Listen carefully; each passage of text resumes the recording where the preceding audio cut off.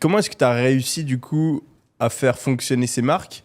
Parce que si en plus c'était même pas grâce à ton audience de base, enfin en tout cas pas publiquement, quelles ont été les choses que tu as mis en place pour en fait créer ce succès dans ces différentes marques? Marketing d'influence, direct au début. Ouais. En fait, en gros, quand moi j'ai vu que je vendais, en fait, en gros, au départ, j'ai pris 100 kits de blanchiment, moi-même, j'ai créé mon propre site tout seul, et j'ai fait la pub sur Snapchat en disant achetez ce truc. Et les 100, je les ai vendus en 5 minutes.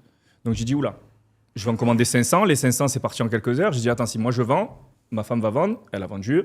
Hop, si ma femme vend, mon copain va vendre. Donc je demande à Julien, je lui dis écoute, je te file 2000 € par mois et tu me fais 4 pubs. Et du coup, il a fait, ça a explosé. Bah, pareil, bah, après, on a pris tout le monde.